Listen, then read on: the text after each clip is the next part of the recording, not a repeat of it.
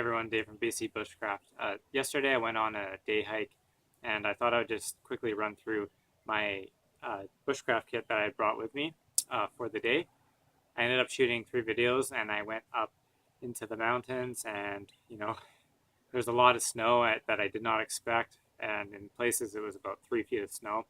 But it was a really fun day, and I thought that I would just kind of share what I actually brought with me fully, and I'll do this in this video. Okay, so as far as the cutting tools that I actually brought with me, I brought along my 19-inch restored axe. That's roughly a pound and a half or something like that. This was the first time that I kind of carried it on my backpack and brought it out in the woods with me, and it worked really well. I loved it, actually. So this will definitely be coming on more trips with me. It's a little bit lighter than my other axe, and a little bit heftier than the Fisker's X7, so this one will probably be on my adventures more often than not. Next up, I brought my ferro rod like usual.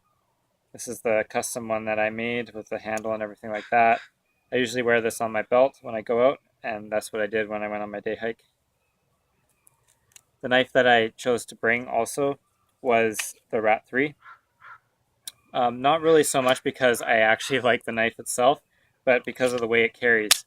I really like how the tech lock locks onto your belt, kind of like this, and it will sit just like that. And for hiking around, this is the most comfortable knife that I have to wear when I have a backpack on and things like that. It's never in the way, and it's just a really comfortable knife to hike with. So I like the Kydex and I like the tech lock, but the handle itself, I don't like the handle on this knife. It's definitely poorly designed. It doesn't need to have a choil, but the blade itself is good. The metal is really good. Edge retention is really good. So as far as the knife blade goes, it's good metal, and it's a good knife. But the handle just is lacking. It needs to be thicker. It needs to be better designed. You don't really need to have a choil on such a short knife. But regardless, I use it anyways, and it's a perfect knife to carry for day hikes and things like that. If I was doing more of a bushcraft overnight, this wouldn't be my first choice. I'll just say that. I decided to bring my bow saw too, and this is obviously overkill for a day hike, but I wanted to play around and have some fun with it. So I brought my bow saw along with me.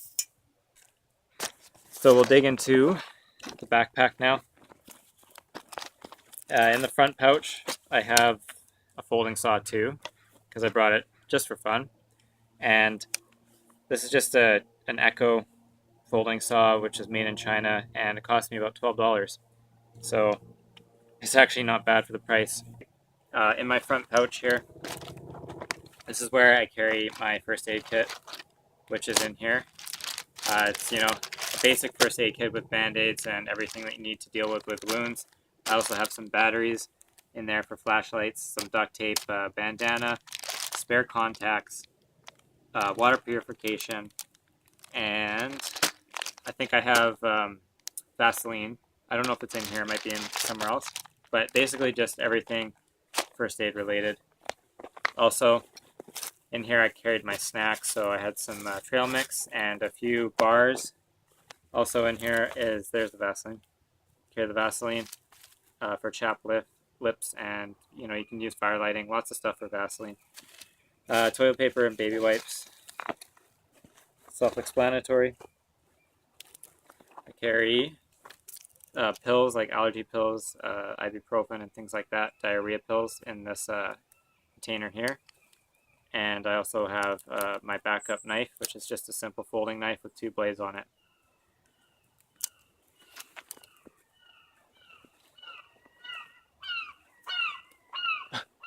Sorry for the seagulls. And at the top pouch here, I have some cordage. I just have some paracord here and some jute twine. Wow, that seagull's annoying. Okay. So, paracord and jute twine. Is that thing gonna stop?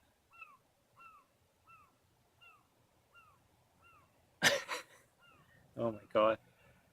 Okay. Paracord, jute twine. I have a spare charger. Molly, go over here. Go. Go. Off. Off. I have a spare portable charger that I use to charge my cell phone and things like that. I also have a spare whistle, compass, flashlight, and this is a chunk of fat wood. This is what I used to start the fire with. This is my fire kit. My ferro rod and a chunk of fat wood. I don't really like bringing anything else. I do have a backup fire system too, and my survival kit. So in the second pouch, this is my backup fire system, which is my mom got me this for Christmas actually. In here is a watertight container, and it has a Zippo lighter, which if I can get it going, that's my spare source of fire in my backpack, and it's kind of cool. I don't know if it's 100% reliable, so I should also carry a Zippo on me, or not a Zippo, sorry. It acts like a Zippo. It's like a tiny Zippo, so will probably also be bringing a Bic maybe with me, but I didn't this time. And in here is a bunch of fat wood shavings, that just really fine fat wood. So that's like my backup fire system. For a quick and easy fire, I don't really like bringing like too much extra stuff for quick fire making, because if you really were in a pinch, you could use a lot of different things in here, like the duct tape and things like that, if you really had to get a fire going. So, wow, that seagull is annoying. Sorry, I'm in my backyard, and we're near the ocean, and that's why you hear the seagulls. Fork and spoon. In here this is just a cheap plastic poncho, just in case something does happen. I always like to carry some sort of cover that I can make. Some foraging bags. I didn't end up using it. In here is kind of my coffee and food kit, where I have coffee, I have a head of a toothbrush, baking soda, and brown sugar, salt, and pepper. Baking soda is my hygiene. I use it for toothpaste and deodorant. It's just easy to carry, easy to use, and washes pots. It just does multiple things for hygiene. And then at the bottom I have my survival kit in a plastic bag. If you want to see the ins and outs of this kit, you can go take a look. But space blanket is in here, fire lighting, emergency stuff, water purification, things like that. So some redundancies also in the survival kit, in the survival tin. Lastly, in the rear pouch, I had a pair of leather work gloves, and I also brought with me some woolly gloves that I don't have. I have a kind of broken selfie stick that I use to film with, where I just jam it into the ground. So that comes with me. I did bring my condor bushler, but I didn't use it. I didn't take it out. I thought I might be able to do a video with it, but I didn't have enough space. Neck warmer, just in case I needed it, which I didn't. And I just have a rain jacket at the bottom, just in case it started raining or the weather got bad. I could put at least one layer of rain protection on. My side pouch here, I brought 1 liter of water with me, and my stainless steel mug that I used for coffee, and just 1 liter of water.